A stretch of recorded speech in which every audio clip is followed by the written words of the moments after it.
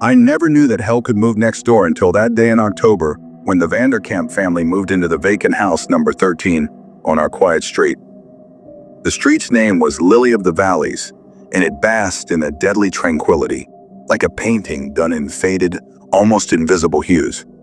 We had known each other for decades, exchanging apple pies during the holidays and sharing worried glances when one of the children was late. Everything was predictable, normal, and simply boring. Then they arrived. The first thing that caught my attention was the moving truck, or rather, the lack of one. There was no large delivery truck, only a black sedan with no distinguishing marks. An old-fashioned car, but polished strangely, arrived in the darkness of the night. The next morning, the house, which had been vacant for years, suddenly came alive, as if the furniture had grown from the earth overnight. There was no noise, no shouting workers, no boxes crashing. Their silence was the first of their mysteries. I saw them for the first time the next day. Mr. Vanderkamp, a tall man, unnaturally thin, dressed in a dark suit even in the heat of the afternoon. His skin was pale, waxen, and his eyes were blue and dull, like glass. He shook hands with excessive force, as though testing the strength of your bones. Then there was Mrs. Vanderkamp, Elizabeth. She was beautiful in a strange, unsettling way, like a marble statue. Her black hair was perfectly pulled back, and her smile never reached her eyes, which held a piercing, cold look, as if she were appraising you, determining your worth. They had 2 children, twin boys around 10 years old, fair-haired and eerily innocent. They always played together in the garden, in absolute silence, always smiling but never laughing. The strange things started happening with their arrival. My cat, Mittens, who had never missed a meal in her life, disappeared. Then the neighbor's dog, Max, whose annoying barking was part of the sonic fabric of our lives, vanished overnight. They said he ran away, but their gate was always locked. There was a strange odor sometimes wafting from their house, a sweet, foul scent that reminded me of a dentist's office mixed with disinfectant, with something else, something metallic, like the smell of blood. But the biggest event was the disappearance of Tommy Lewis, a 15-year-old paperboy. He was last seen talking to the twins by the fence of the Vanderkamp house. Tommy vanished without a trace, leaving only his bike abandoned on the sidewalk and a scattered newspaper box. The police searched the neighborhood and knocked on the Vanderkamp's door. Mr. Vanderkamp greeted them with icy calm and denied any knowledge of the matter. He said the twins were inside the whole time. The police, in their usual simplicity, accepted his story. There was no evidence. But I wasn't convinced. I could swear I saw the 3 shadows converge in their backyard that evening. Fear began to creep into my bones. I couldn't sleep well anymore. I would wake up in the middle of the night to see a faint light seeping from their basement, and that foul odor grew stronger in the nights that followed.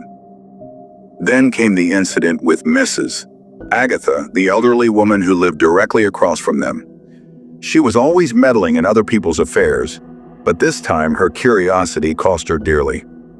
She whispered to me that she had seen Mr. Vanderkamp and Mrs. Elizabeth carrying something long, wrapped in tarpaulin, into the basement in the middle of the night.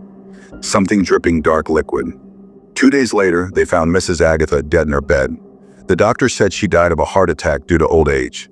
But I saw the twins staring at her window from their garden just hours before her body was found. I could no longer stay silent. My fear turned into obsession. I began watching their house for hours, trying to catch any clue, anything I could use to convince the police, who were starting to see me as an old, obsessed man. Then, one rainy night, I saw her. Mrs. Elizabeth was standing in the backyard, drenched in rain, but not moving, as if she were a statue. Then she bent down and lifted a small opening in the ground, cleverly hidden under a patch of artificial grass. She looked around and then disappeared into that opening. It wasn't the usual basement door. It was something else. That was enough. I decided to break into their house the next day while they were out. I saw the black car leave and assumed everyone was inside. I snuck over the back fence, my heart pounding as if it were going to burst. I found the opening I had seen. It led to a narrow iron staircase that descended into the depths. The air was cold and damp, and the odor was even stronger here, mixed with the smell of wet earth and bleach. What I saw down there froze the blood in my veins. It wasn't a normal basement. It was an operating room. Gleaming white walls, a tiled floor with small drains. There were steel surgical tables, surgical lamps, and carts filled with various surgical tools. Some rusty, some gleaming as if they had just been used. But the most terrifying thing was the jars. Dozens of large glass jars were lined up on shelves, filled with pale yellow liquid. Inside these jars, organs. Not animal organs, human eyes staring blankly, hearts, hands, and things I couldn't recognize. There was one entire shelf dedicated to small hands, children's hands. I nearly vomited. I raised my hand to cover my mouth, and then I saw a shelf in the corner that terrified me the most. There was a jar containing blue eyes without a sparkle, just like Mr. Vanderkamp's eyes. Another jar contained long black hair, pulled back tightly, like Mrs. Elizabeth's hair. Then I understood. They weren't just killing. They were assembling themselves, replacing their parts with those of their victims. I heard footsteps on the stairs. I didn't have time to hide. I saw a surgical cart and crawled under it in horror as the darkness thickened in the room. They had returned. Mr. Vanderkamp and Mrs. Elizabeth. They spoke in eerie calm. "The next donor should be a little older," he said in his emotionless voice. "Younger organs don't last long enough." "The boy who delivered the papers was good," she replied. "But I want something new. That old woman's eyes were dull. She didn't give me the vision I was expecting." They were talking about replacing parts of their bodies like we talk about changing car parts. Then I heard another voice, a small boy's voice, one of the twins. "Dad, Mom, can I get a new hand? This one is starting to crack." I peered through a small gap under the cart. I saw the boy raise his hand. Under the bright light, I saw that the skin on his hand was waxy and unnatural, with thin lines where it had been glued together. "Of course, Robert," Mr. Vanderkamp said. "We have a new shipment coming tonight. You'll find yourself a nice hand." The twins were not real children. They were dolls, creatures made and repaired with human parts. Then the disaster happened. My phone, which I had forgotten in my pocket, suddenly vibrated silently. It was a reminder from my mother's medication.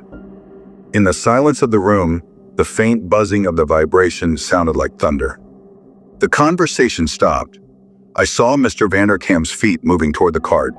"I think we have a guest," he said in a voice even calmer and scarier than any scream. I had no choice. I crawled out from under the cart, trying to run toward the stairs. But Mrs. Elizabeth was faster. Her movement was like a snake. I felt a sharp sting in my neck. I turned to see her pulling a long needle from my body. The world around me began to dissolve. I saw their three faces hanging over me, their glassy eyes staring at me coldly, as if I were a new specimen. "Good specimen," I heard Mr. Vanderkamp say. "His heart is still strong. He will be useful." "His eyes, too," Mrs. Elizabeth added. "I've always liked brown eyes." That was the last thing I heard before I lost consciousness. I don't know how much time passed. When I woke up, I was strapped to an operating table. I was wearing a white gown. The surgical lights were harshly illuminating the room. Mr. Vanderkamp was standing next to me, wearing a white surgical coat, gloves on his hands. He was holding a small saw. Mrs. Elizabeth was standing on the other side, shining a set of knives and scalpels on a cart. "Don't worry," Mr. Vanderkamp said, his smile stretched wide and horizontal. "You won't feel any pain. We will take good care of you. Your parts will live on in us and in our children." It's a kind of immortality, don't you think? I screamed, but my voice was weak and muffled. I saw him raise the saw. I looked at the shelves, at the jars containing the remains of Tommy, Mrs. Agatha, and others I didn't recognize. I knew I would soon join them. But then something strange happened. I heard an alarm from above, then a crash. The police were here. I had told my friend Mike about my suspicions and asked him to call the police if I hadn't returned by evening. They were here. On Mr. Vanderkamp's face, there was no panic, only mild annoyance, as if he had been interrupted during a routine task. He looked at his